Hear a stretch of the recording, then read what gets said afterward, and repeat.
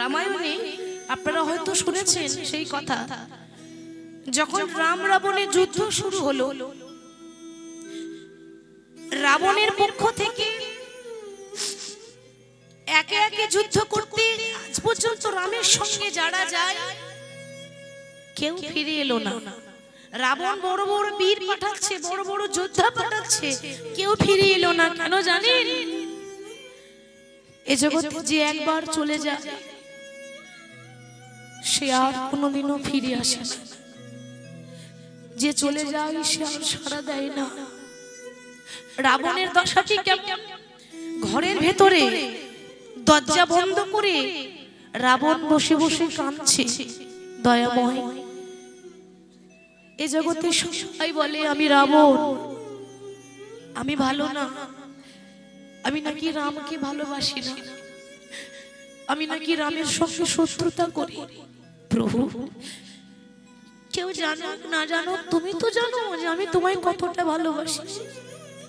সবাই নিন্দা করে, সবাই আমাকে অবহেলা করে, কিন্তু তুমি তো জানো যে রাবণ তার মন প্রাণ সব তোমার চরণে সঁপেছে। এটা উদাহরণ, সামান্য উদাহরণে কত জীব শিক্ষা আছে দেখুন। প্রভু, সবাই তো চলে গেল, শুধুমাত্র আমি পড়ে আছি।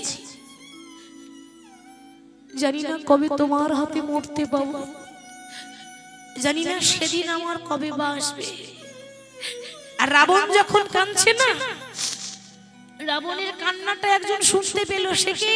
রাবণের বংশের শেষ সফল রাবণের ভাইপো, বয়স হচ্ছে 5 বছর, নাম হলো তরণী।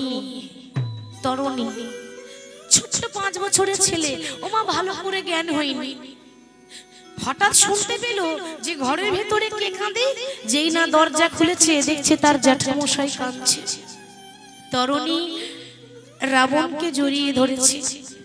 জ্যাঠামশাই, কি হয়েছে? তুমি কাঁদছো কেন গো? তোমার মনের মধ্যে কি কোনো যন্ত্রণা আছে? তুমি আমায় বলো।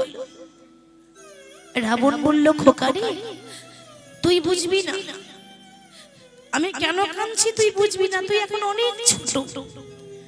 তবে তোকে একটা কথা বলতে চাই, যেদিন তোর জন্ম হয়েছিল না, সেদিন কোলে করে নিয়ে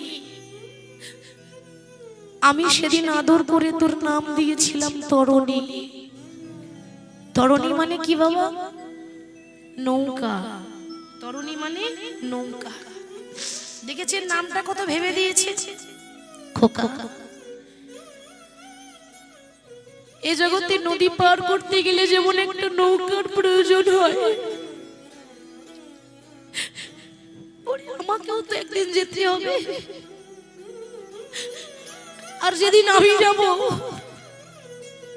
ইহলোক থেকে পরলোক যাওয়ার সময় মাঝে যে একটা নদী পেরোতে হয়, বৈতরণী নদী।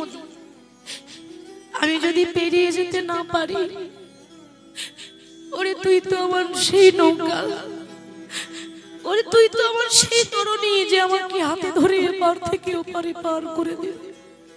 ছোট ছেলে এত কি বোঝে? তরণী বুঝতে পারছে না যে এ যাওয়া কোন যাওয়ার কথা হচ্ছে। ও জ্যাঠামশাই, তোমার কেউ নেই বলে তুমি কাঁদছো? বলে যেও না, এই তরণী তো আছে, ছোট ছেলে, অথচ তার সাহস দেখুন, আমি তো আছি।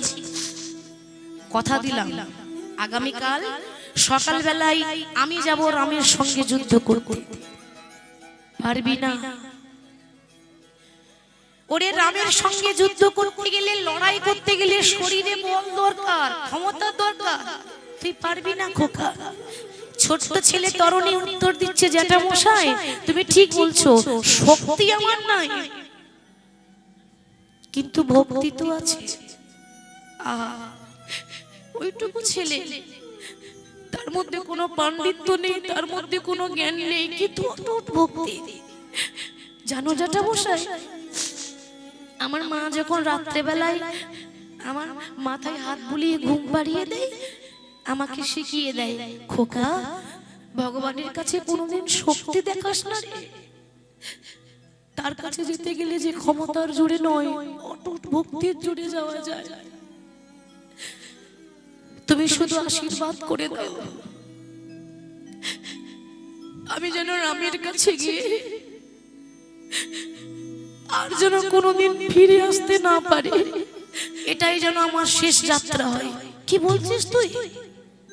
তুই কি পাগল হয়ে গেলি? ও মা, এ জগতে ছেলে মেয়েরা যদি বাইরে কাজ করতে যায় মাকে কি বলে? মা তুমি কেঁদো না,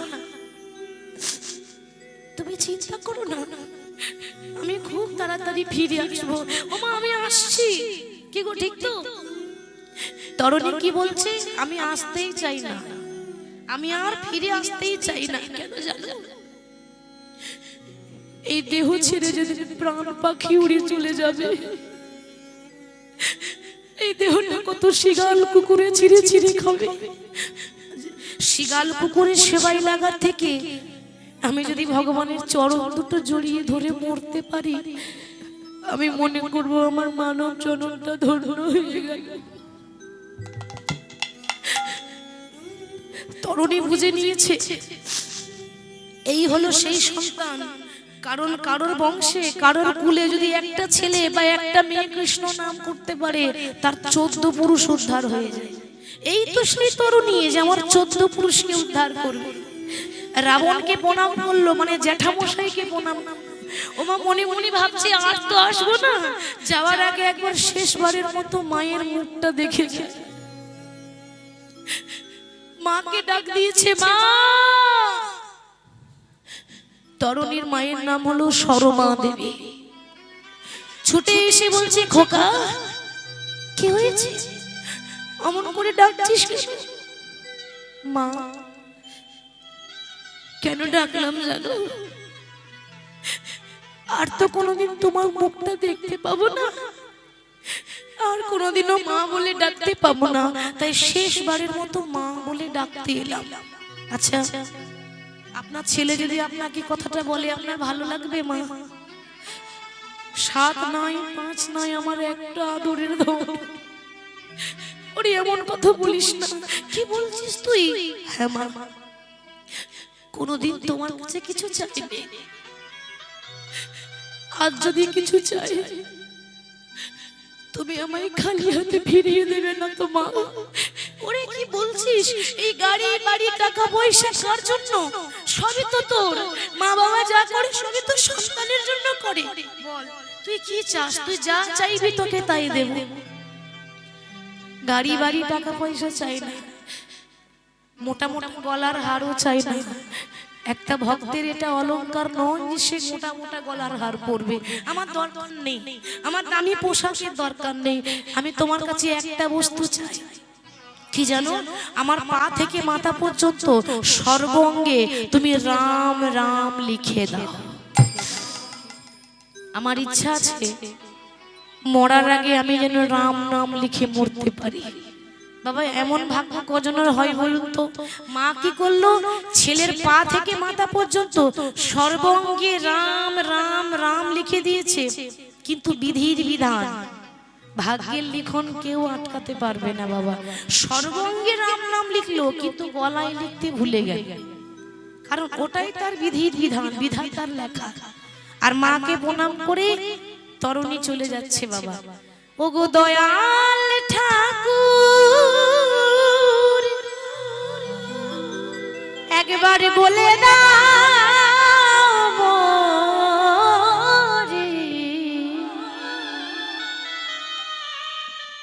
ওপারের ওই ঠিকানা,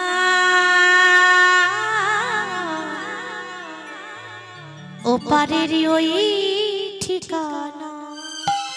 নিতাই গৌর হরি দয়াল ঠাকুর প্রভু, বলে দাও মোরে,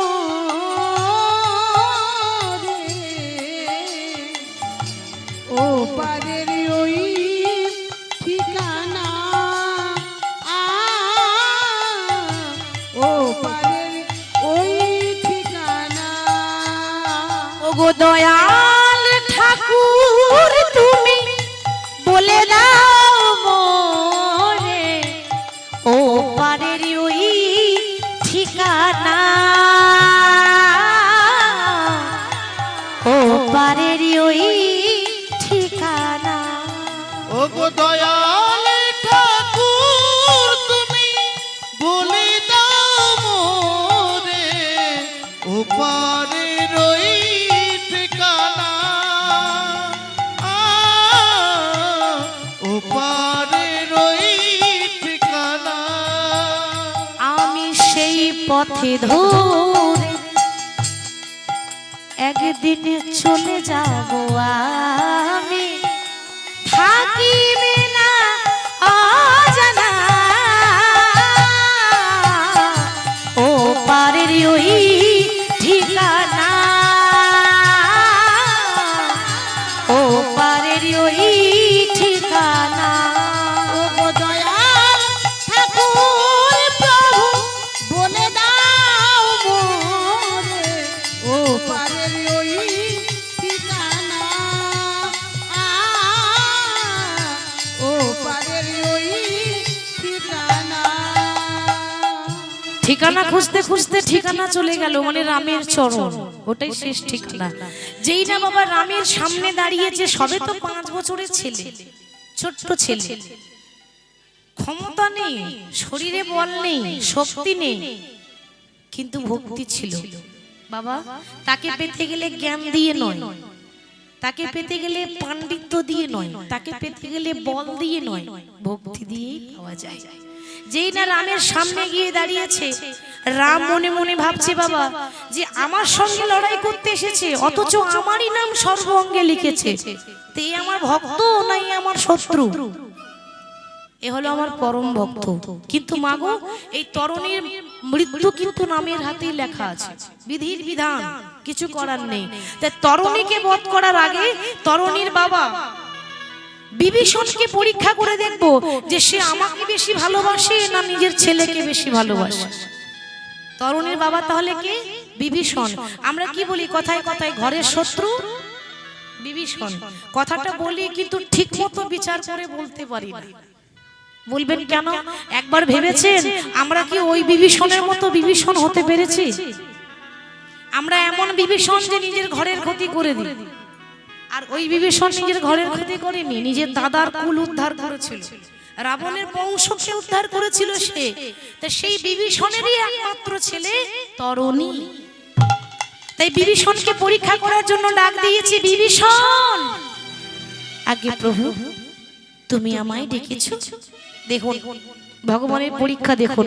আচ্ছা বিভীষণ, একটা কথা জিজ্ঞাসা করা ছিল জানো, একটা 5 বছরের ছেলে এসেছে আমার সঙ্গে যুদ্ধ করতে, আমি তার নাম জানি না, আমি তার ঠিকানা জানি না, তুমি কি বলতে পারবে তার নাম কি? বাবাকে জিজ্ঞাসা করছে ছেলের পরিচয়। বিভীষণ দূর হতে তাকিয়ে দেখলো, চিন্তা করছে হায় রে, এত বড় রাজ্যে এত বড় বড় বীর থাকতে আমার দাদা আর কাউকে পেল না, আমার 7 নাই 5 নাই, আমার আদরের ধন আমার তরুণীকে পাঠিয়েছে। এই জগতে লোকে আমায় বলবে আমি বাবা নই, আমি পাষাণ, আমাকে সবাই বলবে আমি পাষাণ, যে ছেলের মৃত্যু দাঁড়িয়ে দাঁড়িয়ে দেখেছিল, কিন্তু কিছু করার নেই।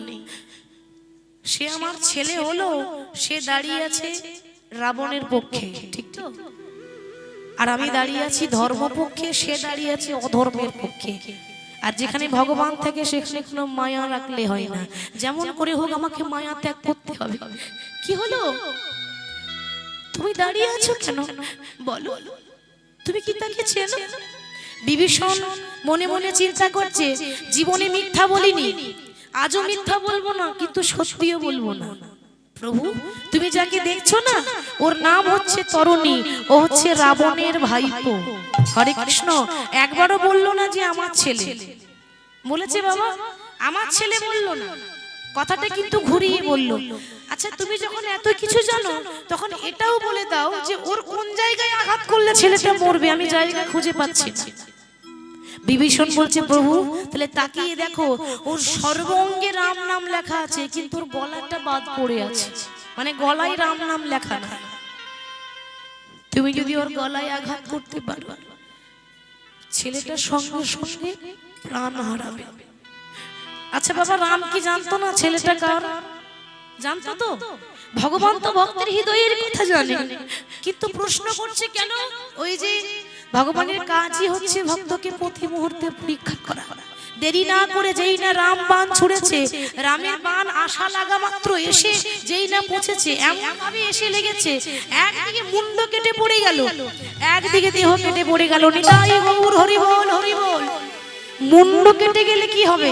আমরা বেঁচে থাকতে ভগবানের নাম করতে পারি না, আর চেয়ে দেখুন রক্ততে বন্যা বয়ে যাচ্ছে, তবু কাটা মুন্ড রামে রামে বলে গো, নিতাই গৌর হরি বল। রামে রামে বলে গো, সে যে রামে নাম ছাড়া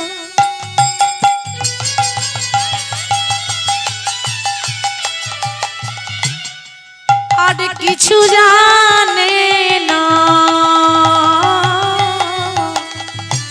কাটা মুন্ড রামে রামে বলে গো, সে তো রামে নামে ছাড়া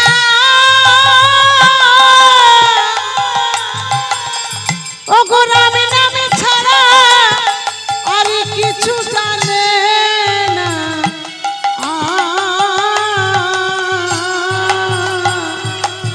দেখো কাটা মুন্ড রামে রামে বলে গো। ও আচ্ছা মা, কোন বাবার সামনে যদি তার ছেলে চলে যায়, এ জগতে কোন বাবা সইতে পারে গো? বিভীষণ মুখে কিছু বলতে পারছে না, কিন্তু অঝর ঝরে কাঁদছে। রাম তখন প্রশ্ন করছে, বিভীষণ আমি আঘাত করেছি তরুণীকে, যন্ত্রণাটা তোমার হচ্ছে কেন?